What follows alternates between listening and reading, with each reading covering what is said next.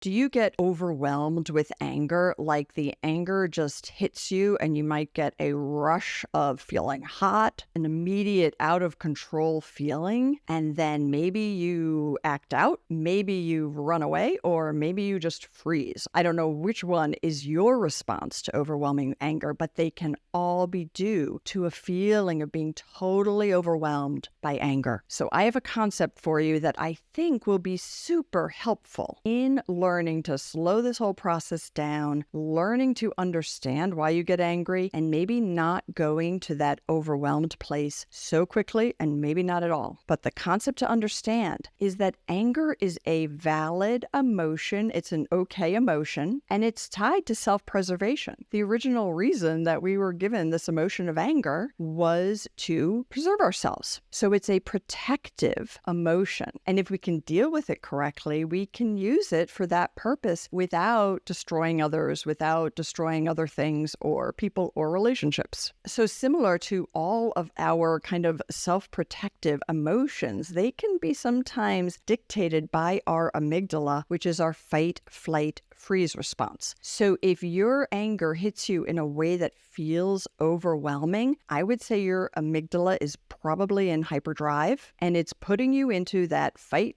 flight, freeze that we needed if we were being attacked by a saber-toothed tiger. And generally with the saber-toothed tiger, choice number 1 would be to run away, choice number 2 would be to fight, and if you can't do either of those, you freeze. But in current day life, no more saber-toothed tigers. We don't really need that type of response in most situations, yet we've each developed a habitual pattern. Almost everybody I've ever met knows right away whether they are a fighter, freezer, or fleer. And all of those will play into how you deal with your overwhelming anger. So going from 0 to 100 with anger, this could be a situation where this happens to you periodically, maybe particular triggers, and you just have these spikes. Or it could be that you feel this way like all the time. It could be pretty constant. And then how you act this out could be very different. You might repress everything, which isn't healthy, or you might explode, which isn't really all that healthy either. So pretty much however you're acting out your anger, I think what I share today will be helpful. And thinking about anger as being self-protective, but that we no longer need to be protected from the saber-toothed tiger. So we have to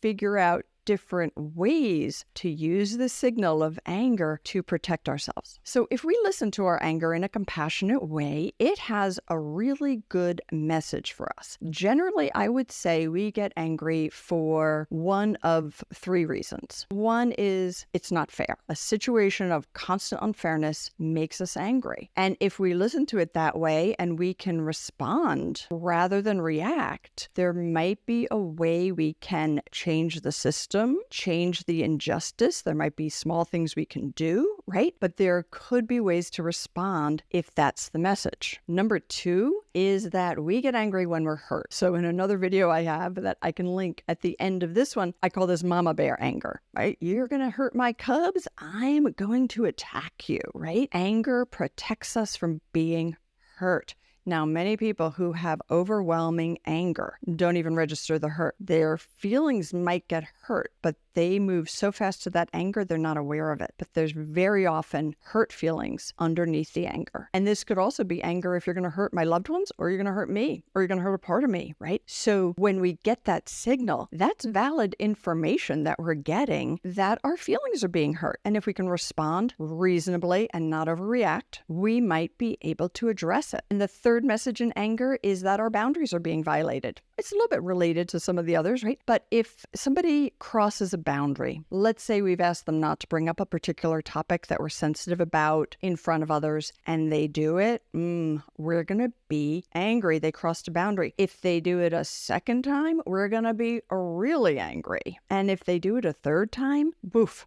off the charts anger. So anger is a signal to us that somebody's crossed our boundary. And again, if we can respond rather than react, we'll be able to deal with the boundary violation much more effectively. Okay, so I want to delve into 3 topics that I think will help you here. You're not going to want to hear this, but the number 1 thing to do is to learn to slow it all down. So if you're going from 0 to 100, there's going to be no way to address this unless we can get you to go 0 to 25 to 50 to 75 to 100, right? We need to slow it down. And if we do, you'll probably never get to 100. So we have to slow it down. Okay, so you're asking me, how do I slow it down? Know that stress is a huge trigger for anger. So if you are living your life in a way where you are just like totally stressed all the time and totally taut, boom, that anger is going to hit you, because anger chemicals and stress chemicals, very, very similar. The adrenaline, cortisol, yep, it's right there. So slowing everything down so you're not as stressed. Again, I totally understand, easier said than done. The technique that I find to be the most useful for slowing things down is diaphragmatic breathing. And I know also that's something people don't always want to hear because they think,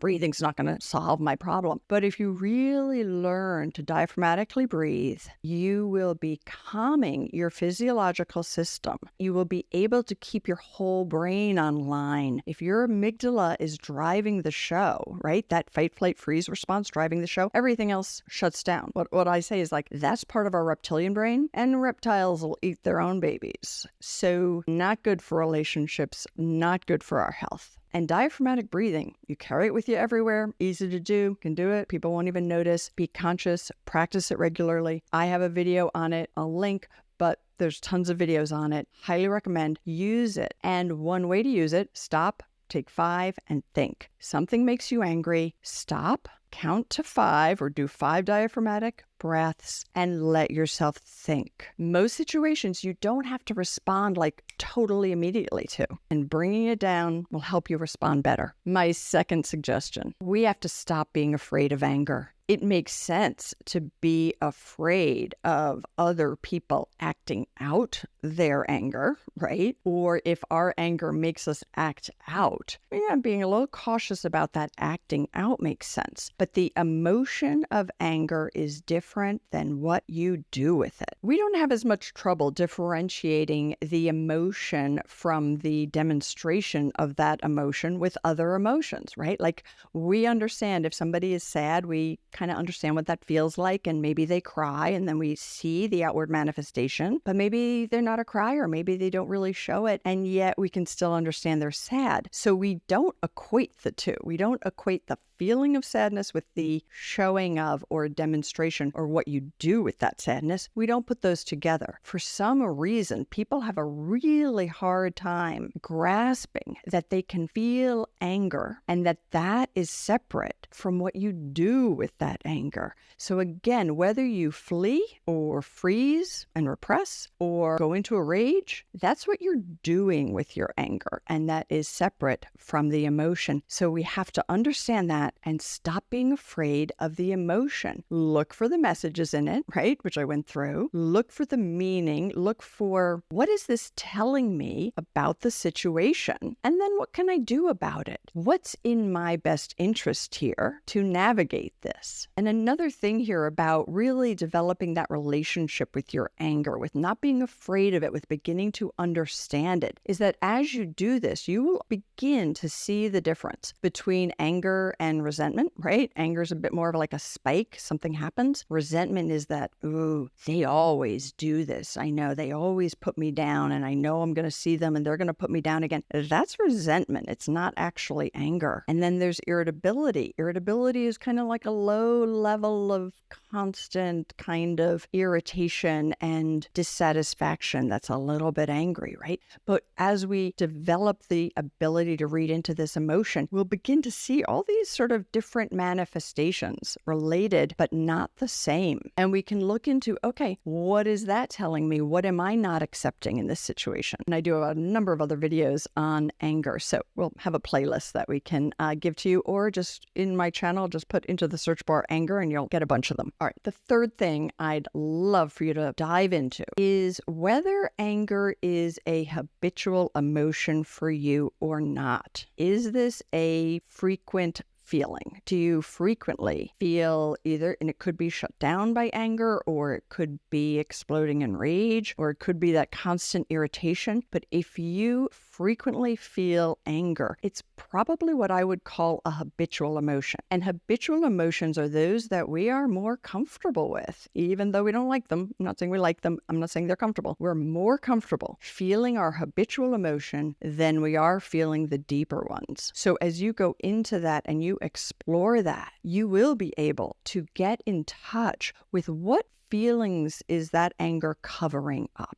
And I'd say one of the most common is hurt. We don't like to be vulnerable. Nobody likes it. If we don't want to feel that vulnerability, we'll just get angry right away. Powerlessness, that's another one. If we don't want to feel powerless, and we get really angry. And that can really fuel that it's not fair one, right? It's not fair is often about something that we are actually powerless over. Nobody really wants to hear about accepting our powerlessness. But in some situations, once we accept our powerlessness and we're like, okay, I'm not just feeling powerless here, I actually am, we can make much better choices. Knowing what you have power over and what you don't helps you. While I'm on that, I just want to make another point here, because I think that a lot of times when people begin working on their anger, particularly if it's related to long-standing situations, it could be related to a traumatic childhood, it could be related to an extremely difficult relationship that has had problems on and on and on. What do we really want? We want the other person to change. We want an apology from our family system. We want something different, right, from the other person.